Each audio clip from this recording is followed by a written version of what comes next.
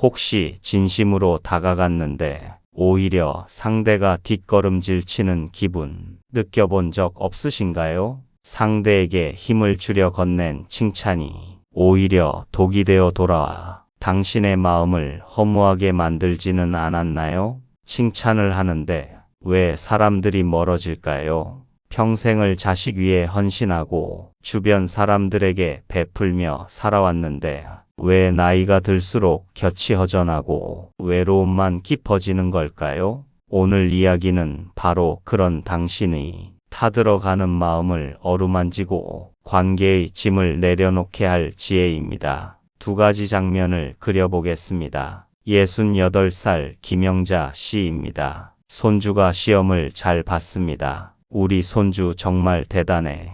역시 우리 집 기둥이야. 앞으로도 이렇게 해줘야 해. 이렇게 칭찬을 쏟아냈습니다. 그런데 이상합니다. 그 뒤부터 손주가 할머니 집에 오는 것을 부담스러워합니다. 또 다른 장면입니다. 65살 이정호 씨입니다. 오랜 친구를 만났습니다. 친구가 새로운 일을 시작했다는 이야기를 했습니다. 이정호 씨는 진심으로 말했습니다. 야, 너 정말 대단하다. 그 나이에 어떻게 그런 용기가 있어? 친구가 살짝 웃으며 말했습니다. 에이, 뭘 그래.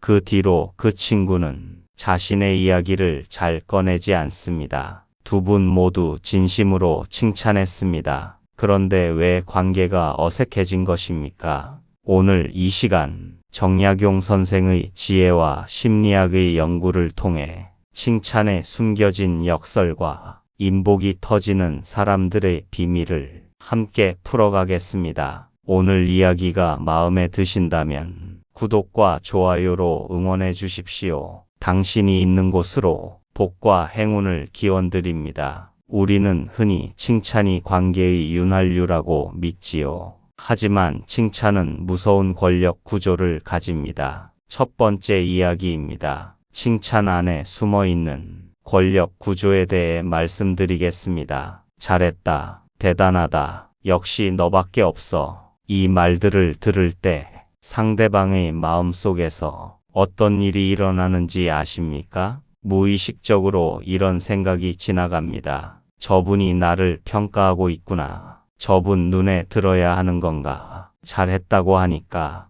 못하면 어떻게 될까? 칭찬이라는 말 안에는 나는 당신을 평가할 위치에 있다는 오만한 전제가 조용히 깔려 있습니다. 선생님이 학생에게 말합니다. 잘했어. 부모가 자녀에게 말합니다. 대단해. 그 관계에서는 칭찬이 자연스럽습니다. 평가하는 위치가 명확하기 때문입니다. 그런데 동등한 관계에서 같은 말을 하면 어떻게 될까요? 친구가 친구에게 말합니다. 야, 너 정말 대단하다. 듣는 사람은 이렇게 느낍니다. 저 친구가 나를 위해서 내려다보는 것 같다. 왠지 어색하다. 그것이 거리감의 시작입니다. 사회심리학에서 이것을 평가의 굴레라고 부릅니다. 칭찬을 자주 받는 사람은 그 칭찬에 부응해야 한다는 무언의 압박 속에 놓입니다. 그래서 칭찬하는 사람을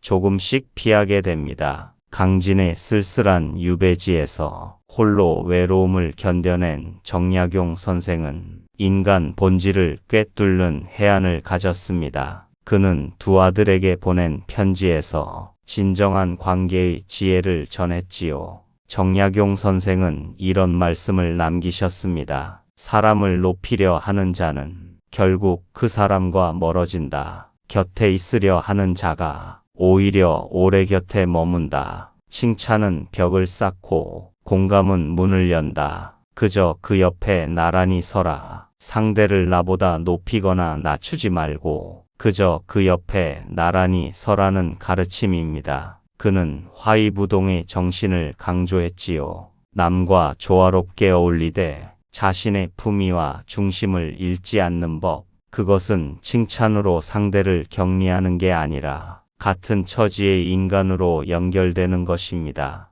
유배 생활의 고통 속에서도 정약용 선생은 자신을 평가하는 세상의 시선에 흔들리지 않고 오직 진실한 마음으로 사람을 대했지요. 이것이 오늘 이야기의 핵심입니다. 두 번째 이야기입니다. 받침대 효과에 대해 말씀드리겠습니다. 도시 광장에 서 있는 동상을 생각해 보십시오. 높은 받침대 위에 세워진 동상은 멀리서 보기에는 웅장합니다. 그런데 누구도 그 옆에 앉으려 하지 않습니다. 손을 잡으려 하지 않습니다. 동상은 높은 곳에 홀로 서 있습니다. 칭찬을 자주 받는 사람이 바로 그 동상과 같습니다. 보기에는 훌륭합니다. 그런데 주변 사람들은 그 옆에 편하게 앉지 못합니다. 나 같은 사람이 저분과 어울릴 수 있을까? 실망시키면 어떡하지? 그 마음이 거리를 만듭니다. 받침대가 높아질수록 그 위에 있는 사람은 더 깊은 고립 속으로 들어갑니다. 은퇴 이후에 이 현상이 자주 일어납니다. 예전에 대단하셨잖아요. 정말 열심히 사셨어요. 그 시절 참 대단하셨어요. 이런 말을 들을 때 처음에는 기분이 좋습니다. 그런데 시간이 지나면서 묘한 외로움이 밀려옵니다. 나는 과거의 사람이 된 것인가? 지금의 나는 무엇인가? 높은 받침대 위에 올려진 채 홀로 서 있는 동상처럼 그 고독함이 찾아옵니다. 반대로 생각해 보십시오. 어떤 사람 옆에 있으면 편안합니까? 나를 평가하지 않는 사람, 나의 실수에도 웃어주는 사람, 내가 부족해도 괜찮다고 존재 자체로 받아주는 사람, 그 사람 옆에서는 받침대가 없습니다. 같은 높이에서 나란히 앉아 있습니다. 그래서 편합니다. 그래서 계속 곁에 있고 싶습니다. 이제는 받침대에서 내려오셔도 됩니다. 그 자리가 더 따뜻합니다. 세 번째 이야기입니다. 가족 사이의 칭찬이 왜 해피를 낳는지에 대한 이야기입니다. 이런 경험이 있으십니까? 자녀가 무언가를 잘 해냈을 때 진심으로 칭찬했습니다. 그런데 그 뒤로 자녀가 무언가를 이루면 먼저 이야기하지 않습니다. 나중에 다 이루어지고 나서야 말합니다. 왜 그렇습니까? 자녀의 마음속에서는 이런 일이 일어납니다. 엄마가 칭찬해 주셨다. 앞으로도 이만큼 해드려야 한다. 실패하면 어떻게 말씀드리지? 칭찬이 기대가 되었고, 기대가 부담이 되었고, 부담이 회피가 되었습니다. 손주와의 관계에서도 같습니다. 잘했어. 역시 우리 손주야 하고 칭찬을 반복하면 손주는 이렇게 느낍니다. 할머니 앞에서는 잘해야 해. 못하면 실망시키는 거야. 그래서 조금씩 오는 것을 부담스러워합니다. 칭찬이 아이를 멀게 만든 것입니다. 정약용 선생은 두 아들에게 쓴 편지에서 이런 말씀을 남기셨습니다. 자식을 칭찬하는 것이 사랑처럼 보이지만 그 칭찬이 자식에게 짐이 될 수 있다. 사랑은 높이 올리는 것이 아니라 함께 낮은 곳에 앉아 있는 것이다. 너희가 넘어졌을 때 아비가 같이 앉아 있어 준 것이 칭찬보다 너희에게 더 깊이 남을 것이다. 함께 낮은 곳에 앉아 있는 것, 그것이 진짜 가족 사이의 언어입니다. 네 번째 이야기입니다. 앞에서 언급한 정약용 선생의 화의부동에 대해 이야기하겠습니다. 화의부동, 남과 조화롭게 어울리되 자기다움을 잃지 않는다. 이것이 정약용 선생이 평생 관계에서 지킨 원칙이었습니다. 조화롭게 어울린다는 것은 상대를 높이는 것이 아닙니다. 같은 자리에서 함께 있는 것입니다. 정약용 선생은 유배지에서 강진의 백성들과 관계를 맺었습니다. 그는 학자였고 조정의 고관이었지만 유배지에서 그 지위를 내세우지 않았습니다. 오히려 백성들 곁에 앉아서 그들의 이야기를 들었습니다. 그들의 고충을 물었습니다. 그들의 자식 이름을 기억했습니다. 그 결과 강진 백성들은 귀양 온 선비를 곁에 두고 싶어 했습니다. 먹을 것을 가져다 주고 책을 구해다 주고 제자가 되려 했습니다. 칭찬이 아니었습니다. 높이 올린 것이 아니었습니다. 같은 자리에 앉았기 때문입니다. 공자도 이와 같은 말을 남겼습니다. 군자는 두루 사기되 편을 가르지 않고 소인은 편을 가르되 두루 사기지 않는다. 군자가 두루 사기는 방법은 상대를 특별한 존재로 격리하지 않고 같은 처지의 사람으로 연결하는 것이다. 칭찬은 상대를 특별한 존재로 격리합니다. 공감은 같은 처지의 사람으로 연결합니다. 인복이 터지는 사람들은 칭찬 대신 공감을 선택합니다. 이제 인복이 터지는 사람들이 3가지 비밀 문장을 전해드리겠습니다. 첫 번째 비밀 문장입니다. 결과 대신 과정을 인정하십시오. 잘했어 대신 이렇게 말해보십시오. 그거 준비하느라 정말 고생 많았어. 이 두 문장의 차이가 무엇입니까? 잘했어는 결과를 평가합니다. 고생 많았어는 과정을 인정합니다. 결과를 평가받은 사람은 이렇게 느낍니다. 다음번에도 결과를 내야 한다. 과정을 인정받은 사람은 이렇게 느낍니다. 이 사람은 나의 노력을 보는구나. 이 사람 앞에서는 실패해도 괜찮겠다. 그 안도감이 관계를 깊게 만듭니다. 심리학에서 이것을 과정 중심 피드백이라 합니다. 스탠퍼드대 심리학자 캐롤 드웩은 수십 년의 연구를 통해 밝혔습니다. 결과를 칭찬받은 사람은 실패가 두려워 도전을 회피하게 된다. 그러나 노력과 과정을 인정받은 사람은 실패를 성장의 일부로 받아들이고 더 어려운 것에 도전한다. 오늘부터 이렇게 바꾸어 보십시오. 잘했어 대신 고생 많았어. 역시 대단해 대신에 그러기까지 얼마나 힘드셨어요. 그 한마디가 상대의 마음을 엽니다. 두 번째 비밀 문장입니다. 판단 대신 질문하십시오. 대단하네요 라고 말하면 대화는 거기서 끝납니다. 상대가 할 말이 없어집니다. 그런데 이렇게 물으면 어떻게 됩니까? 그때 마음이 어떠셨어요? 어떻게 그 결정을 하신 거예요? 상대는 이야기를 시작합니다. 자신의 이야기를 꺼냅니다. 그 이야기를 들으면서 당신은 더 깊이 그 사람을 알게 됩니다. 그 사람도 자신이 이해받는다고 느낍니다. 질문은 상대에 대한 최고의 관심 표현입니다. 그리스 철학자 소크라테스를 생각해 보십시오. 그는 아테네에서 가장 지혜로운 사람으로 불렸습니다. 그런데 그의 방법은 특이했습니다. 그는 가르치지 않았습니다. 대신 끊임없이 물었습니다. 그것은 어떤 의미입니까?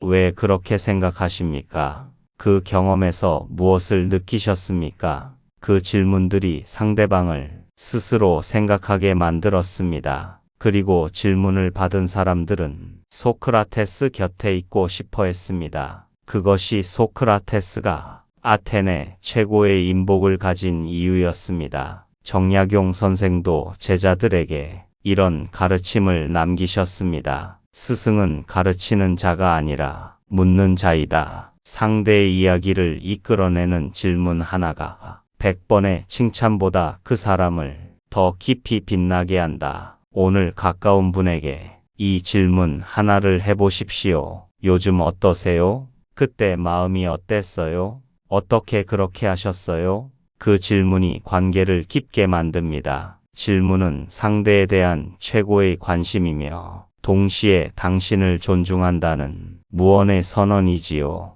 당신의 판단을 내려놓고 질문을 던질 때 상대는 비로소 마음의 빗장을 풉니다. 세 번째 비밀 문장입니다. 업적 대신 존재를 축복하십시오. 은퇴 이후 가장 많이 듣는 말이 무엇입니까? 그때 참 대단하셨어요. 예전에 정말 열심히 하셨잖아요. 그 시절 많이 고생하셨죠. 이 말들을 들으면 처음엔 기분이 좋습니다. 그런데 돌아오는 길에 마음속에 뭔가 허전한 것이 남습니다. 왜 그렇습니까? 그 칭찬들은 모두 과거의 나에 대한 것입니다. 지금의 나는 그 말 어디에도 없습니다. 지금 이 나이에 가장 듣고 싶은 말은 무엇입니까? 당신이 옆에 있으면 마음이 편해요. 그냥 같이 있으면 좋아요. 당신이 있어서 든든해요. 과거의 업적이 아닌 지금 이 순간의 존재를 인정받을 때 사람은 깊은 위로를 얻습니다. 이것이 존재 축복입니다. 철학자 마틴 부버는 이런 말을 남겼습니다. 관계는 나와 그것 사이에서는 만들어지지 않는다. 나와 너 사이에서만 만들어진다. 상대를 평가의 대상으로 볼 때 그것의 관계이고 상대의 존재 자체를 만날 때 비로소 너의 관계가 된다. 지금 당신 곁에 있는 분에게 오늘 이 말을 해보십시오. 당신이 있어서 참 좋아요. 그저 같이 있으면 마음이 편해요. 이런 존재에 대한 축복의 말이 어떤 칭찬보다 깊이 닿습니다. 과거의 낡은 훈장 같은 역할이 아니라 지금 여기 살아있는 당신 자체를 인정받을 때 사람은 가장 깊은 위로를 얻는 법입니다. 마지막 이야기입니다. 인복 좋은 사람들이 두 가지 숨겨진 비밀입니다. 첫 번째는 자기 개방입니다. 관계를 깊게 만드는 것은 완벽한 칭찬이 아닙니다. 자신의 약점을 솔직하게 나누는 것입니다. 나도 그런 적 있어요. 나도 요즘 그게 힘들더라고요. 저도 그때 너무 힘들었어요. 이런 말을 들을 때 상대방은 무엇을 느낄까요? 아, 이분도 나랑 같은 사람이구나. 이분 앞에서 나도 솔직해도 되겠다. 그 안도감이 관계를 깊게 만듭니다. 사회심리학에서는 이것을 취약성의 역설이라 부릅니다. 자신의 약함을 솔직하게 보여주는 용기가 오히려 신뢰와 친밀감을 만든다는 것입니다. 브레네 브라운 박사는 20여 년의 연구를 통해 밝혔습니다. 연결감이 강한 사람들의 공통점은 자신의 불완전함을 기꺼이 드러낸다는 것이다. 완벽한 척하는 사람 옆에는 아무도 솔직해질 수 없다. 두 번째는 도움 요청입니다. 인복 좋은 사람들은 칭찬만 주지 않습니다. 오히려 적절히 도움을 구합니다. 이거 좀 도와주실 수 있어요? 이 부분은 당신이 나보다 훨씬 잘 아시잖아요. 당신 생각은 어떠세요? 이 말들이 상대에게 어떤 선물을 줄까요? 내가 이분에게 필요한 사람이구나. 내가 도움이 되는 사람이구나. 그 효능감이 관계를 더 밀도 있게 만듭니다. 정약용 선생은 유배지에서 제자들에게 자주 가르침을 구했다고 합니다. 내가 모르는 것이 있다. 네가 알고 있으면 가르쳐다오. 이런 말을 스스럼 없이 했습니다. 그 태도가 제자들로 하여금 정약용 선생을 더 따르게 만들었습니다. 칭찬이 아니라 함께 배우는 사람으로 대했기 때문입니다. 칭찬을 퍼주지 않아도 사람들이 당신 곁에 머무를 수 있습니다. 이제 오늘의 이야기를 마무리할 시간입니다. 오늘 우리는 함께 걸었습니다. 칭찬 안에 숨어있는 평가의 굴레, 받침대 효과의 역설, 가족 사이 칭찬이 회피를 낳는 이유, 정약용 선생의 화이부동, 그리고 인복이 터지는 세 가지 비밀 문장, 결과 대신 과정을 인정하는 말, 판단 대신 질문하는 관심, 업적 대신 존재를 축복하는 언어, 그리고 자기 개방과 도움 요청의 지혜. 오늘부터 세 가지만 바꾸어 보십시오. 첫째입니다. 가까운 분에게 잘했어 대신 이렇게 말해 보십시오. 고생 많았겠다. 준비하느라 얼마나 힘드셨어요. 그 한마디가 상대의 마음을 엽니다. 둘째입니다. 대단하네로 대화를 끝내지 마십시오. 대신 이렇게 물으십시오. 그때 마음이 어떠셨어요? 어떻게 그렇게 하셨어요? 그 질문이 관계를 깊게 합니다. 셋째입니다. 오늘 곁에 있는 분에게 이 말을 해보십시오. 당신이 있어서 참 좋아요. 그냥 같이 있으면 마음이 편해요.